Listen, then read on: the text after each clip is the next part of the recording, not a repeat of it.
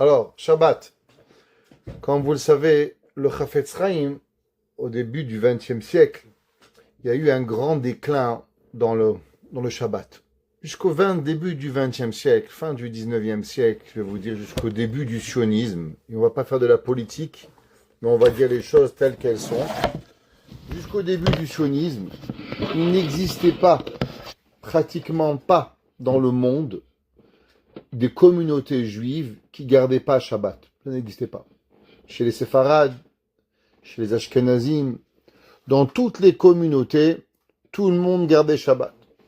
Prendre une voiture le Shabbat, qui c'est qui avait vu ça? Quand les Français sont arrivés au milieu du 19e siècle en Tunisie, le jour du Shabbat, tout le pays était fermé. Pourquoi? Parce que les Juifs occupaient des postes stratégiques, et donc automatiquement, comme ils ne pouvaient pas travailler Shabbat, les banques étaient fermées, les postes étaient fermés, les grands magasins étaient fermés. La France, elle est arrivée en Tunisie, elle a dit, mais est-ce que la Tunisie, c'est un pays juif ou un pays musulman? Pourquoi on ne travaille pas le Shabbat?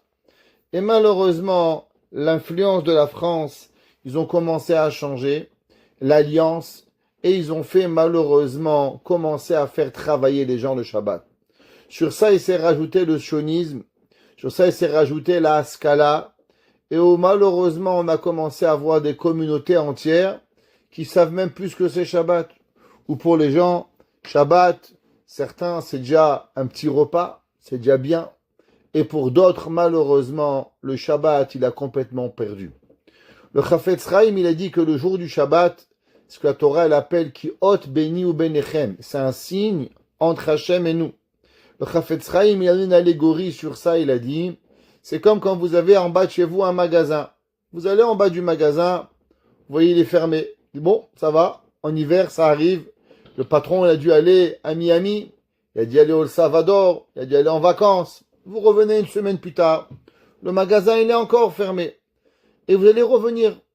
Quand est-ce que vous allez arrêter de revenir? Il dit le Chafetz Chaim au moment où l'enseigne du magasin, elle va disparaître. Bonsoir, Madame Gabé. Au moment où vous allez voir marqué dessus boulangerie, cordonnerie, c'est parti. Le signe, il est parti. Alors vous allez savoir que le magasin, il a fermé. Pareil, Akadosh Baruch Hu, il vient chez nous. Et il nous attend. On peut faire des péchés. Malheureusement, on peut faire des erreurs. Et Hachem, il nous donne des chances. Et Hachem, il s'appelle notre Dieu et on s'appelle son peuple. Et Akadosh Baruch Hu, on a une relation intime, si on pourrait dire, et privilégiée entre Hachem et nous. Tant est aussi qu'on fait le Shabbat.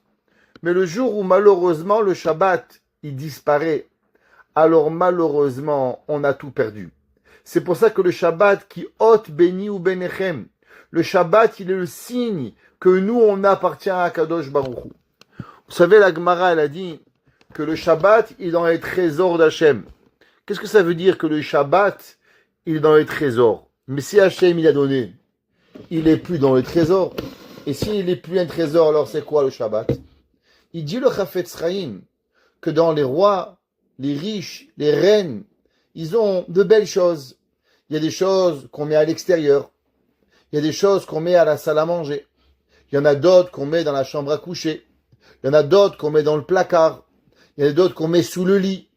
Il y a des choses qui sont dans le coffre. Il y a des choses que même dans le coffre, ils sont pas là-bas. Quand j'étais petit, ça s'appelait aller à la banque. Ma mère a dit, j'ai le coffre à la banque. Qu'est-ce que ça voulait dire? Je sais pas trop.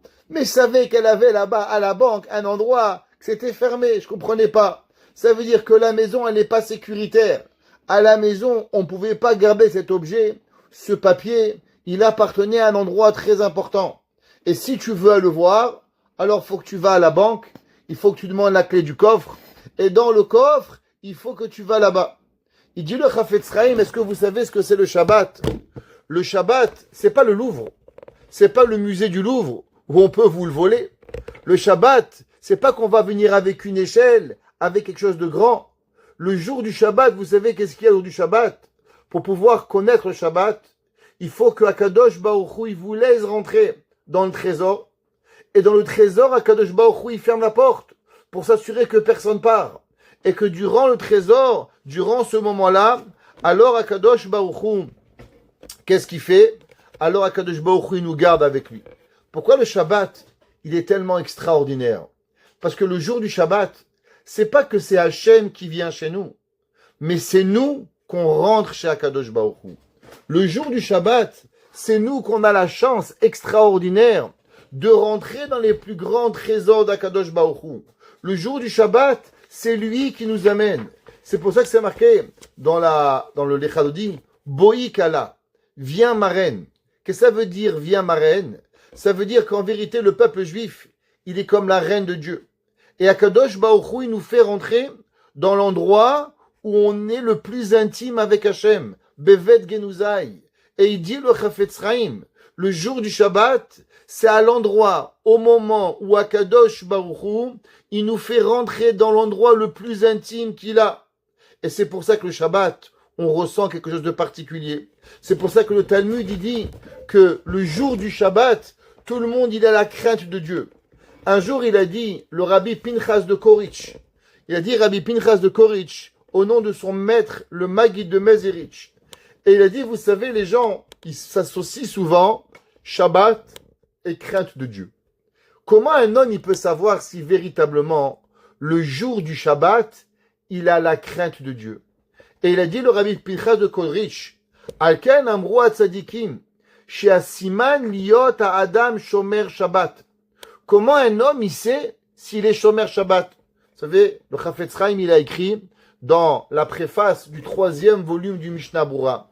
Le Chafetz Chaim, il a écrit plusieurs livres, entre autres le livre de la Lashon Hara, et il a écrit aussi 6 volumes de Halakha, qui sont le Mishnah Berurah, qui est une œuvre extraordinaire. Et chaque volume, il parle d'un sujet. Le 3e volume, particulièrement, il parle des lois de Shabbat. Il prend toutes les lois de Shabbat et il les explique une à une pour savoir qu'est-ce que c'est permis, qu'est-ce que c'est interdit. Et le Chafetz Chaim, il ramène au nom du Sefer HaCharedim. Et il dit qu'un juif qui a pas appris les lois du Shabbat, malheureusement, il est garanti qu'il est Mechalel Shabbat. Ça veut dire, si vous savez pas les 39 travaux de Shabbat, si vous connaissez pas les permis et les interdits, alors c'est sûr que vous avez transgressé Shabbat. Comment vous pouvez garder Shabbat sans même savoir ce qui est permis et ce qui est interdit? Est-ce qu'un homme, il peut savoir ce qui est permis, ce qui est interdit? Donner à un enfant à conduire une voiture, c'est sûr qu'il va pas faire 100 mètres et il va faire un accident. Et même s'il fait pas un accident, combien de règles du code de la route il va transgresser? Pourquoi? Parce qu'il sait pas qu'un feu rouge on s'arrête, un stop on s'arrête, priorité à droite, il va pas savoir ce qu'il faut faire, comment dépasser à la droite, pas à la gauche, parce qu'il n'a pas appris le code. Il dit le Chafetz Chaim pareil, un homme qui ne connaît pas les lois de Shabbat, c'est garanti qu'il est Mechalel Shabbat. Alors déjà un petit conseil, vous savez que Baruch Hashem aujourd'hui il y a des livres en toutes les langues, en français, en anglais, en hébreu, en arabe, en iranien, en parsi. J'étais, il y a quelques années, il y a 11 ans, j'ai passé Shabbat en New York, dans une communauté perse. Et là-bas, j'étais émerveillé. Ils ont là-bas, comme nous, on a en anglais, en français. Là-bas, les hommes et les femmes, ils ont des livres en perse, écrits en arabe. Toute la prière, tous les halachot, le Talmud traduit. Kadosh Baruch Hu, il a rien laissé. Même en perse, en arabe, ils ont traduit la Torah. On n'a pas d'excuse aujourd'hui pour ne pas connaître. Chaque maison juive, on doit avoir un livre des lois de Shabbat. Chaque semaine, chaque famille, hommes, femmes, enfants, on doit ouvrir le livre et on doit prendre 2 lois du Shabbat. Qu'est-ce qui est permis? Qu'est-ce qui est interdit? Le but, c'est pas d'embêter les gens. Le but, c'est pas de pas manger. Le but, c'est pas de pas faire. Le but, c'est de savoir comment faire permis d'après la halakha. D'après la Torah, halakha, on a le droit de couper, on a le droit de préparer. Seulement, pas tout est permis. Il y a des façons de faire. Qu'est-ce qu'on peut laver? Qu'est-ce qu'on ne peut pas laver? Qu'est-ce qu'on peut bouger? Qu'est-ce qu'on ne peut pas bouger? Et même si après, on a fait toutes les halachot, et on connaît les halachot, il y a une chose qu'il faut se demander, le Motsai Shabbat. Est-ce que ce Shabbat, j'ai gardé le Shabbat, ou bien j'ai oublié, et j'ai transgressé Shabbat. Comment on peut, le Motzei Shabbat, on chante Eliyahu Hanavi, et on dit Eliyahu, viens, Baruch haba, Mashiach. Peut-être qu'on n'a pas fait le Shabbat. Pourquoi le Motzei Shabbat, on dit Eliyahu Hanavi? La réponse, elle est à cause que le Talmud dit que si le peuple juif, il gardait un Shabbat, alors Mashiach, il pourrait venir. Alors on espère et on a l'espoir en vérité que ce Shabbat, on a bien gardé le Shabbat. Alors on chante à la fin de Motzei Shabbat, Eliyahu Hanavi. On se dit peut-être que ce Shabbat, grâce qu'on a bien gardé le Shabbat, alors on va mériter avoir la Géoula. Mais la question elle est, comment on peut être sûr?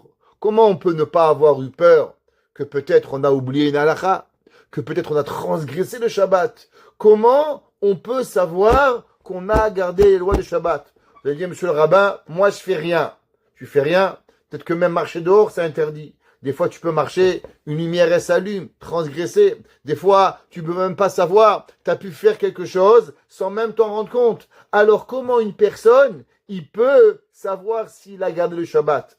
Il dit le Rabbi Pinchas de Koritch, chez Asiman, la règle et le signe, Liot Adam Shomer Shabbat, savoir si l'homme il a été Shomer Shabbat, ou Imlo Isyar Da'ato Mebesher Kol Shabbat Miyirat Itbarach. Il dit, vous voulez savoir comment un homme il peut savoir s'il a gardé le Shabbat comme il faut?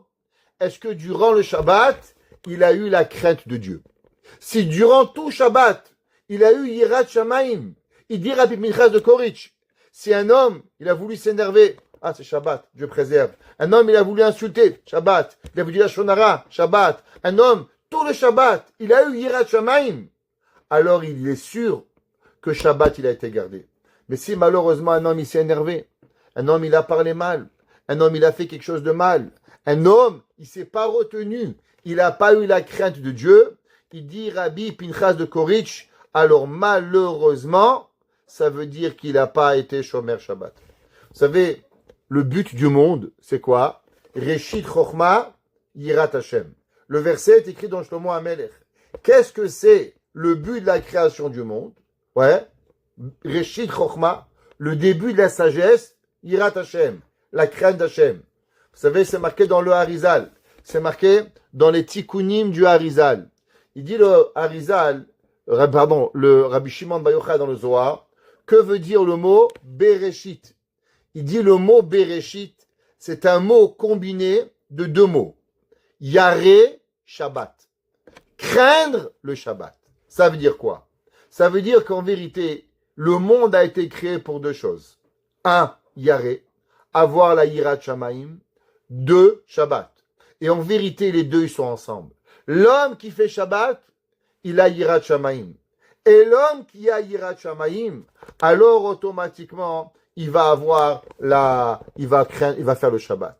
C'est marqué dans le Sefer Baal Keunato Berit Keunat Olam, un des Talmidim du Harizal, et il dit, la Gematria de Matana Tova Bevet Genuzai, un beau cadeau dans mes trésors, c'est la même Gematria que Yirat Shamaim. Ça veut dire que la crainte de Dieu, c'est ça qui est dans les trésors d'Akadosh Baruch Hu qu'il faut avoir. Et toute notre vie, elle vient et on doit vivre avec ces deux choses. Numéro 1, révisons les halachot.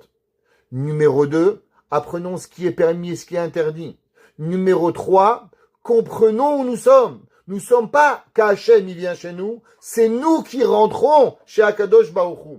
Et le test pour savoir est-ce qu'on a oublié ou pas, à combien on a eu la crainte de Dieu ce Shabbat. Si durant le Shabbat, j'ai eu la crainte de Dieu à 100%, du début à la fin, alors on est sûr qu'on a pu être Shomer Shabbat comme il se faut, comme il se doit. Baruch Hanai Leolam. Amen ve Amen.